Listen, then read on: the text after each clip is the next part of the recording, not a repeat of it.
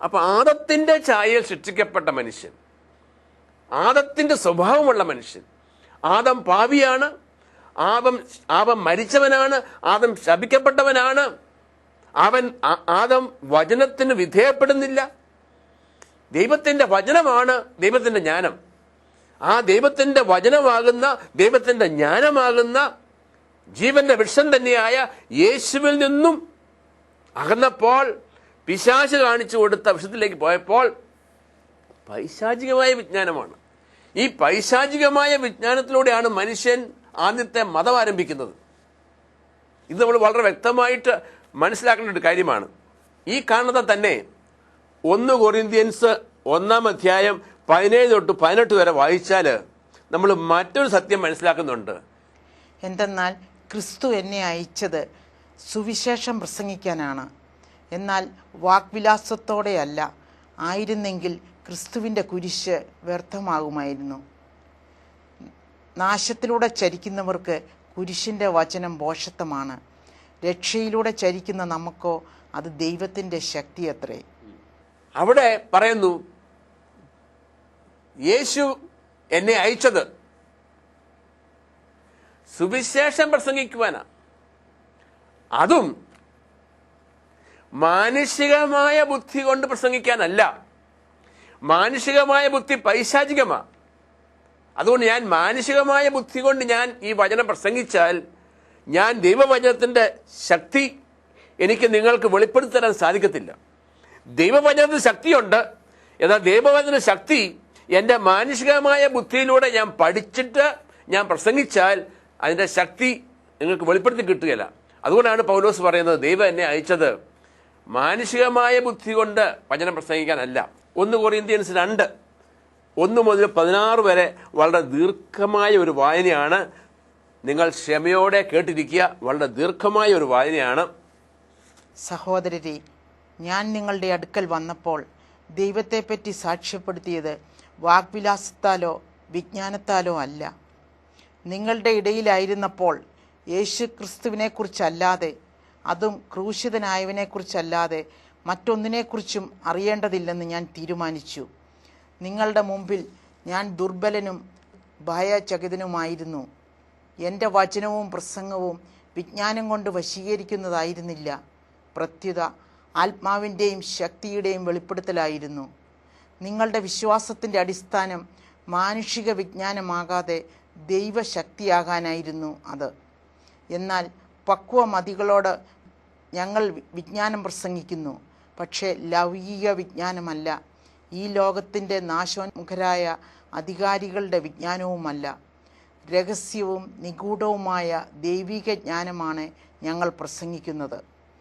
അത് നമ്മുടെ മഹത്വത്തിനായി യുഗങ്ങൾക്ക് മുമ്പ് തന്നെ ദൈവം നിശ്ചയിച്ചിട്ടുള്ളതുമാണ്. ഈ ലോകത്തിൻ്റെ അധികാരികളിൽ ആർക്കും അത് ഗ്രഹിക്കാൻ സാധിച്ചില്ല. സാധിച്ചിരുന്നെങ്കിൽ മഹത്വത്തിൻ്റെ കർത്താവിനെ അവർ കുരിശിൽ തറയ്ക്കുമായിരുന്നില്ല. എഴുതപ്പെട്ടിരിക്കുന്നത് പോലെ ദൈവം തന്നെ സ്നേഹിക്കുന്നവർക്കായി സജ്ജീകരിച്ചിരിക്കുന്നവ കണ്ണുകൾ കാണുകയോ ചെവികൾ കേൾക്കുകയോ മനുഷ്യ മനസ്സ് ഗ്രഹിക്കുകയോ ചെയ്തിട്ടില്ല. എന്നാൽ നമുക്ക് ദൈവം അതെല്ലാം ആത്മാവ് മുഖേന വെളിപ്പെടുത്തി തന്നിരിക്കുന്നു. എന്തെന്നാൽ ആത്മാവ് എല്ലാ കാര്യങ്ങളും, ദൈവത്തിൻ്റെ നിഗൂഢ രഹസ്യങ്ങൾ പോലും അന്വേഷിച്ച് കണ്ടെത്തുന്നു. മനുഷ്യൻ്റെ അന്തർഗതങ്ങൾ അവൻ്റെ ആത്മാവല്ലാതെ മറ്റാരാണ് അറിയുക? അതുപോലെ തന്നെ ദൈവത്തിൻ്റെ ചിന്തകൾ ഗ്രഹിക്കുക ദൈവാത്മാവിനല്ലാതെ മറ്റാർക്കും സാധ്യമല്ല. നാം സ്വീകരിച്ചിരിക്കുന്നത് ലോകത്തിൻ്റെ ആത്മാവിനെ അല്ല, പ്രത്യുത ദൈവം നമുക്കായി വർഷിക്കുന്ന ദാനങ്ങൾ മനസ്സിലാക്കാൻ വേണ്ടി ദൈവത്തിൻ്റെ ആത്മാവിനെയാണ്. തനി നിമിത്തം ഞങ്ങൾ ഭൗതിക വിജ്ഞാനത്തിൻ്റെ വാക്കുകളിൽ പ്രസംഗിക്കുകയല്ല, ആത്മാവ് ഞങ്ങളെ പഠിപ്പിച്ചതനുസരിച്ച് ആത്മാവിൻ്റെ ദാനങ്ങൾ പ്രാപിച്ചവർക്ക് വേണ്ടി ആത്മീയ സത്യങ്ങൾ വ്യാഖ്യാനിക്കുകയാണ് ചെയ്യുന്നത്. ലൗകിക മനുഷ്യന് ദൈവാത്മാവിൻ്റെ ദാനങ്ങൾ ഭോഷത്വമാകിയാൽ അവനത് സ്വീകരിക്കുന്നില്ല. ഈ ദാനങ്ങൾ ആത്മീയമായി വിവേചിക്കപ്പെടേണ്ടവ ആകയാൽ അവ ഗ്രഹിക്കാനും അവന് സാധിക്കുന്നില്ല. ആത്മീയ മനുഷ്യൻ എല്ലാ കാര്യങ്ങളും വിവേചിച്ചറിയുന്നു. അവനെ വിധിക്കാൻ ആർക്കും സാധിക്കുകയുമില്ല. കർത്താവിനെ പഠിപ്പിക്കാൻ തക്കവിധം അവിടുത്തെ മനസ്സറിഞ്ഞവർ ആരുണ്ട്? ഞങ്ങളാകട്ടെ ക്രിസ്തുവിൻ്റെ മനസ്സറിയുന്നു. ഈ വായനയിലൂടെ നമുക്ക് വ്യക്തമാകുന്ന അനേക സംഗതികളുണ്ട്. ദൈവത്തിൻ്റെ ജ്ഞാനം ലൗകിക മനുഷ്യന് ഭോഷത്വമാണ്. ദൈവത്തിൻ്റെ ജ്ഞാനം ദൈവത്തിൻ്റെ വചനമാണ്. ദൈവത്തിൻ്റെ വചനം ഇന്ന് അനേകർക്ക് സ്വീകരിക്കാൻ പറ്റുന്നില്ല.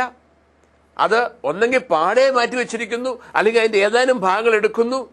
അനേകര് വചനത്തിനല്ല പ്രാധാന്യം. ആദ്യ മാതാപിതാക്കന്മാർ തുടങ്ങി വെച്ചതുപോലെ അത്തീലയാകുന്ന ആചാരങ്ങളും അനുഷ്ഠാനങ്ങളും പാരമ്പര്യങ്ങളും വചനവുമായിട്ട് ചേർന്ന് പോകുന്നുണ്ടോ ഇല്ലയോ എന്നുള്ളതല്ല. വചനം അത് കഴിഞ്ഞിട്ടേ ഉള്ളൂ. അത് തന്നെ പാപിയായ മനുഷ്യൻ്റെ ഒരു സ്വഭാവമാണ്. അങ്ങനെയുള്ള മനുഷ്യന് ദൈവത്തിൻ്റെ ജ്ഞാനം ഭോഷത്വമാണ്. അവനത് സ്വീകരിക്കുന്നില്ല. ദൈവത്തിൻ്റെ ജ്ഞാനം, ആത്മീയ കാര്യങ്ങൾ ആത്മീയ മനുഷ്യനെ സ്വീകരിക്കാൻ സാധിക്കത്തുള്ളൂ.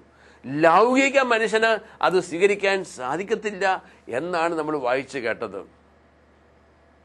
ലൗകിക മനുഷ്യൻ വചനം സ്വീകരിക്കാത്തതിൻ്റെ കാര്യം അവൻ നാശത്തിലേക്ക് ചലിക്കുന്നതുകൊണ്ടാണ്.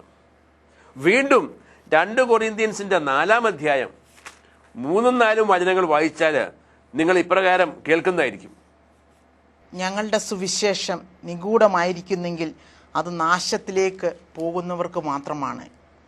ഈ ലോകത്തിൻ്റെ ദേവൻ അവിശ്വാസികളായ അവരുടെ മനസ്സിനെ അന്ധമാക്കിയിരിക്കുന്നു.